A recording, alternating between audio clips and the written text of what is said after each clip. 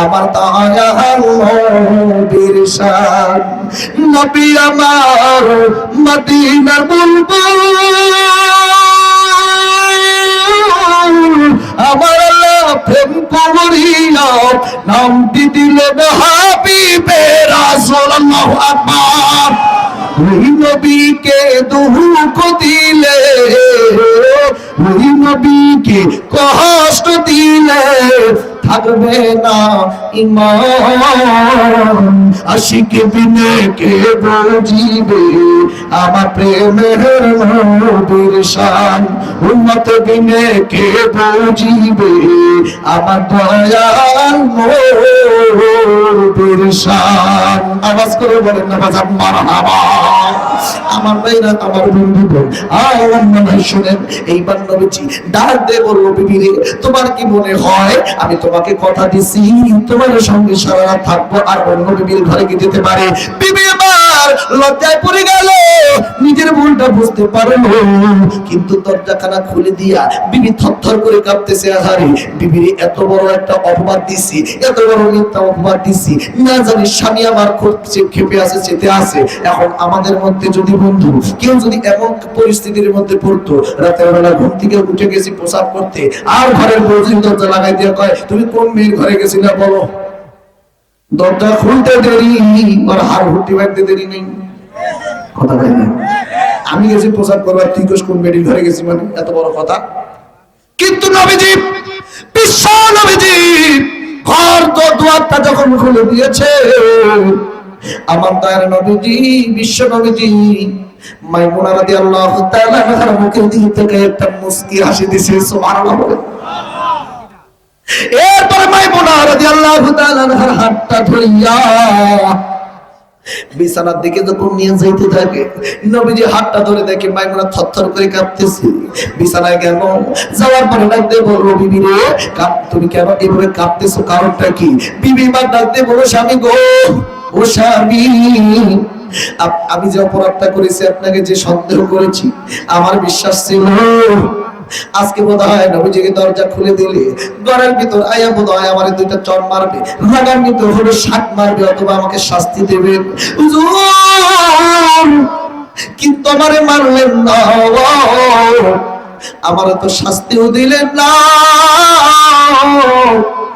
বরঞ্চ আমার মুখের দিকে তাকে একটা মুস্কি হাসি দিলেন, আর আমার হাতটা ধরে হাতের মধ্যে একটা চুমু দিয়া ধরে ধরে বিছানার দিকে নিয়ে যাচ্ছেন। আপনি রাগ হলেন না, কারণটা কি? নবীজি বাড়াতে বলল, বিবি, এটাই হলো মহিলা মানুষের দুর্বল সাইড। কারণ আল্লাহ মহিলাদেরকে পুরুষদের বাম পাজরের একটা দুর্বল হাড় থেকে, বেকা হাড় থেকে সৃষ্টি করেছে, ঠিক কিনা? এই জন্য নারীরা শুনবে কম, বুঝবে বেশি, আবার বুঝবে কম, শুনবে বেশি। একটু বেকা টাকা থাকবে, তেরা তুলে থাকবে, সন্দেহ করবে, এদিক সেদিক হবে, খটখটা থাকবে। কিন্তু বন্ধুরে, আল্লাহর নবী বলে, পুরুষ ভাইরা যদি ভালোবাসা দিয়া, মোহাম্মত করিয়া, আদর সোয়াদ দিয়া যদি কোন বিবিকে সোজা বানাইতে চায়, তবেই সোজা হবে। কিন্তু কোনদিন রাগান্বিত হয়ে মারে কায়দা কোন নারীকে কোনদিন সোজা বানানো যাবে না। আওয়াজ করে কথা বলেন, ঠিক কিনা? ভালো জাতের কচু হলে অল্প জালের সাজে, আর যদি কচুর যদি জাত খারাপ হয়, আর যত জাল দেন কিয়ামত পর্যন্ত সিদ্ধ হবে না। ভালো জাতের যদি মেয়ে বিয়ে করতে পারেন গো, ওই মেয়েটাকে অল্প শাসন করবেন, বুঝাবেন, বুঝবে। আর যদি জাতপাতি খারাপ থাকে, বংশ যদি খারাপ থাকে, মাও হলো 12 দেওয়ানি, মেয়েও হলো 13 দেওয়ানি, যতই বুঝান, যতই কিছু করেন, দেখবেন বৌদি বলবেন, কিন্তু শাশুড়ি এসে দেওয়ানগিরি করবে। কথা বলে না? অধিকাংশ মেয়েদের সংসার গুলো ভাঙার পিছনে দেখবেন আজকে শাশুড়িদের হাত আছে, ঠিক কিনা? মা আমাকে এটা কইছে, আয় চলে, তোর জন্য স্বামীর ছেলের অভাব পড়বে না, তাড়াতাড়ি আয়, আর সংসার লাথি মেরে চলে আয়। মায়ের কথা শুনে মেয়ে চিন্তা করলো, যাক ভালোই হয়েছে, ছাইরা ছেড়ে চলে আসতো, তালাক মালাক সব হয়ে গেল, শেষ। এখন দিনের পর দিন যায়, বছরের পর বছর যায়, ঘর আহে কিন্তু টেকে না, হয় না, হয় না।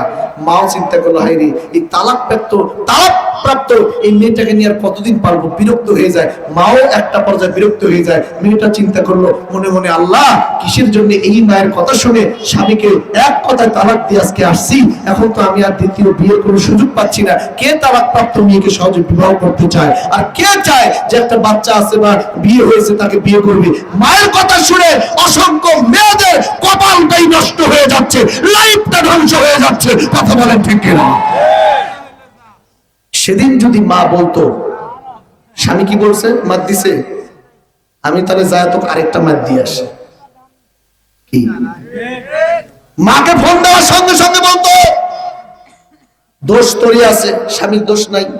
প্রশ্রয় দিত না, চুপচাপ থাকতো, বুঝাইতো ধৈর্য ধারণ করে থাকো। আজকে তাহলে মেয়েটার কপালে এই দুর্দশা আসতো না। কথা বলে ঠিক কিনা? এটা কি সমাজের বাস্তব চিত্র না?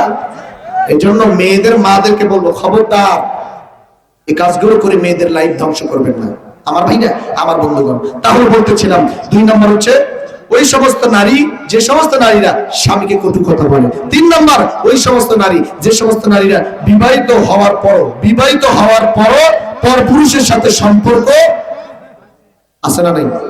পরপুরুষের সাথে রংধং করে, চলাচল করে, এরকম নারী আছে না নাই?